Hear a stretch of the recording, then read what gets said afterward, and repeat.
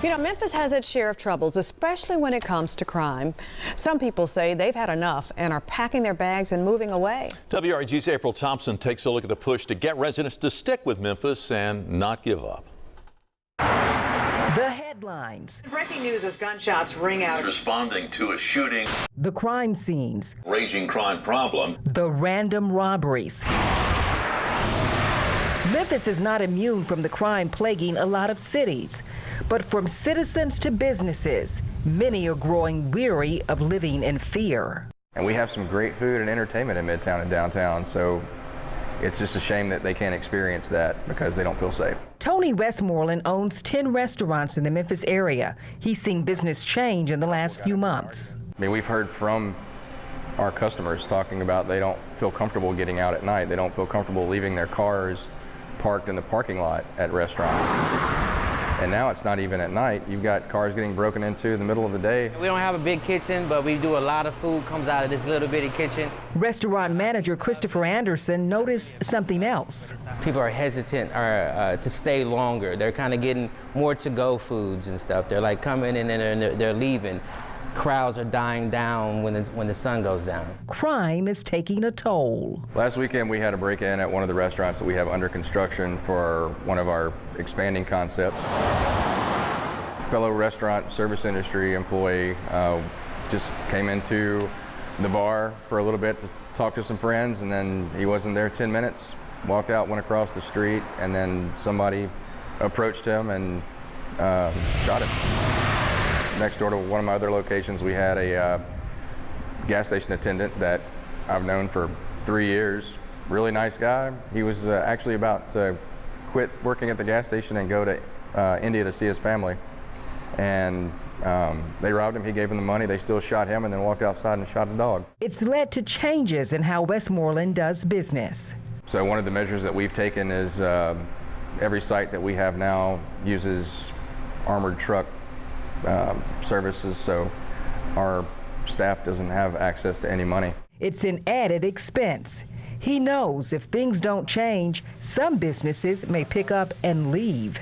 You want nice restaurants, you want nice places to go. If people don't feel that they can make money here doing that, they're going to take it someplace else. And we're not going to have any of those things. But despite the crime, they aren't ready to call it quits yet. We're not giving up on Memphis. We're trying to build out, but those are additional expenses that we incur, and it's difficult to do that, especially now with the sales being declining. But I'm really bullish on Memphis. That sticking with Memphis mentality is what Pastor Rufus Smith likes to hear. He moved to Memphis from Houston 13 years ago. There needs to be a raised awareness. To take over as lead pastor at Hope Church. He says what the city has to offer is worth fighting for. It led him to write an op-ed in the newspaper to those who are considering leaving because of crime. I recognize that those fears are real. I do not criticize people for being afraid or saying I'm relocating for my family's sake to improve your lot. That's not my issue. But to relocate for the sole sake of fear as opposed to fighting, that's what I'm challenging. He says Memphis, with its affordable housing, its rich history of entrepreneurship, and its cultural movements, is worth fighting for. And there is a growing appetite to mobilize here. There's an army of young professionals that say, we didn't come here just to make money. We came here to make a difference. How can we do it? That's what emboldens me. Members of the clergy are working together to look at how they fit in to find solutions. We have said, not only are we going to broaden our trust with each other, but we're going to choose something that we can all work on, and what we chose was closing the economic gap. That is workforce development. Using their platform and resources to mentor the unemployed or underemployed, giving them new options.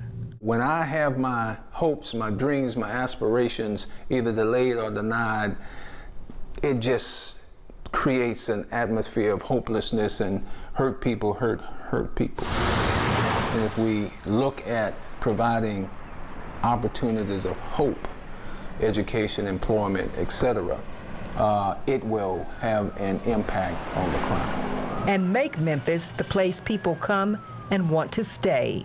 We're going to hang on as long as we can. April Thompson, WREG News Channel 3.